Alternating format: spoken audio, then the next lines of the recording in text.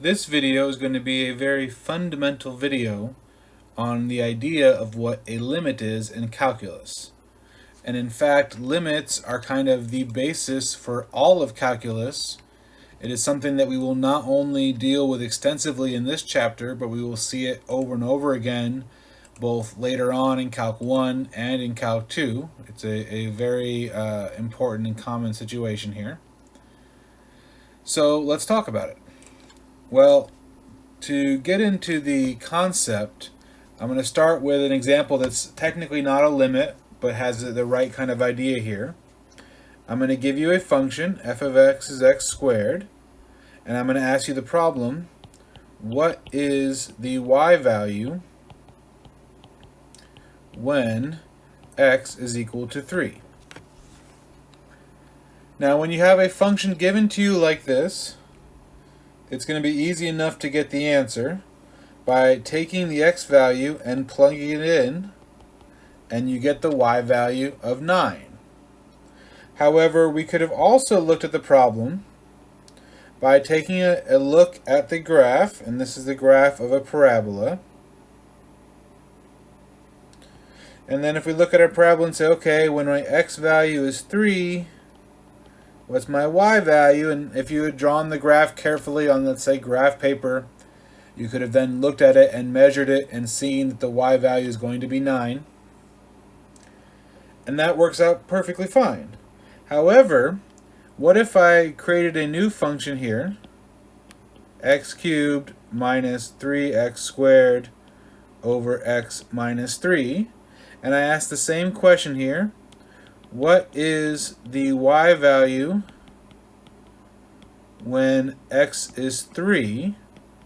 Well, if I try to just plug it in like I did in the previous one, I would have, let's see, 27 minus 3 times 9 is 27 over 3 minus 3. I would get 0 divided by 0, and 0 divided by 0 is not 1.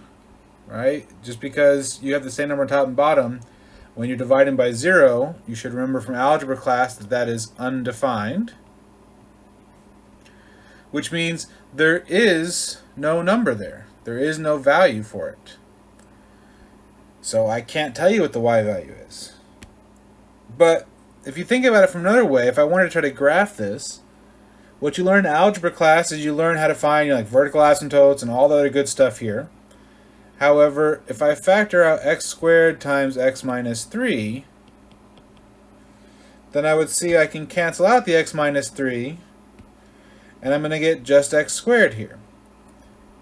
And you say, wait a second, that's the same as before. Well, in fact, it's not. So that thing you learned in algebra where you could just cancel there and simplify it down, it turns out that that's actually not a true equation, not a true equality.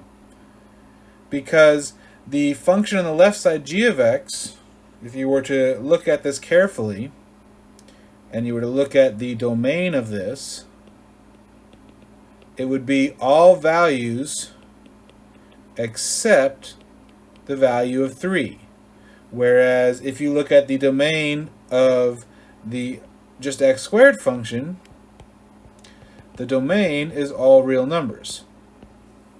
And so, in fact, whenever you cancel out on this algebraic expression, it is not necessarily the exact same function that you started with. It might be a different function, which kind of tells you that you maybe lied to in your algebra class. However, in later algebra class, you hopefully learn that when this happens, when you have a cancellation, it's basically the same graph, except at the place where you cancel out x equal to 3, there's going to be a hole on your graph. And so if that's the hole there, then there technically is no y value when x is 3. So no y value of the function g of x when x is equal to 3. And again, that's because it's undefined, it's because there's a hole, it's because there's no way to get the value there. On the other hand, what if, even though you can't plug it in, what if we really do want to know what this number is over here? What if that's something that we really care about in a problem, which it often is going to be. And in fact, this whole dividing by zero thing is going to come up over and over and over again. In fact, sometimes I have described to students before that the whole point of calculus is to learn how to divide by zero and actually get an answer. So it's going to happen very often there. We're going to want to know what that y value is. But if you look at these two graphs here, they are the exact same except for that one single point. But because everything else around it is still in the exact same position that it was in the original graph, well, just by the fact that we're a little bit above it, a little bit below it, and so on over here, then this y value has to be 9. It couldn't be, for example, 10, because if it was 10, then it would be having this weird value up here that wouldn't go along with the other things. So even though we don't have an actual point there, even though it's not actually here, we can still say that the y value where we're right by is the y value of 9. And so that is what we're going to call a limit. So again, let me just write this out more formally here. If I have this function and I try to plug in 3, I'm going to get an undefined answer. But if I want to find that y value anyways, we're going to call it a limit. And the notation for that is we're going to write LIM, standing for limit. Then below the LIM, we're going to say what my x value is. And then to the right of the LIM, we're going to write down either g of x, or more often we are going to actually write down the formula if we have it. And then the answer to the limit problem is not undefined. The answer to the limit problem is going to be the 9 that we expect it to be. And so it's very important to know the difference between plugging in a number in the function and the limit. It's possible for them to give you the same answer, but it's also possible for them to give you completely different answers. Let me give you another weird example. Call it h of x this time.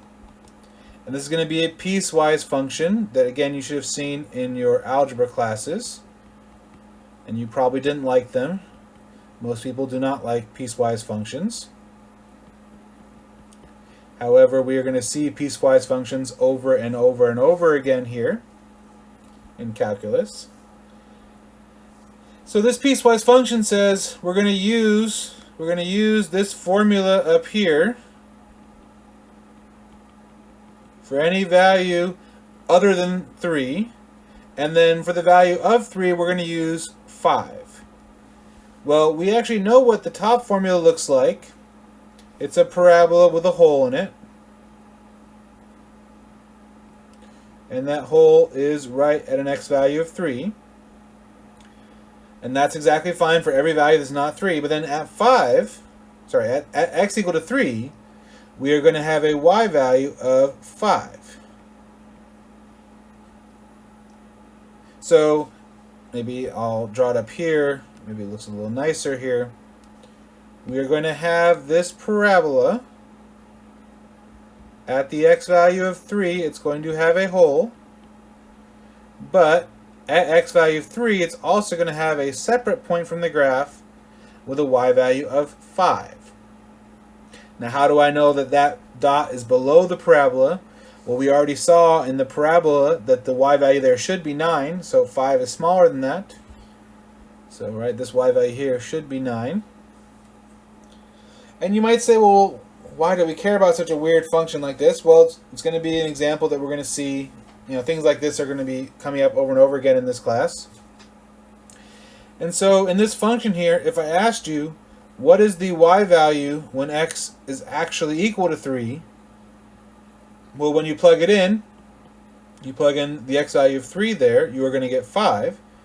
However, if I write down the limit as x goes to 3, what that is saying is you go around your function near x is 3, and you look at what the y value is getting close to, and the correct answer here would be 9. So I'm giving you this example here because it's really important to tell the difference between the value of a function at a point and the limit at a point. And they are not necessarily going to give you the same value.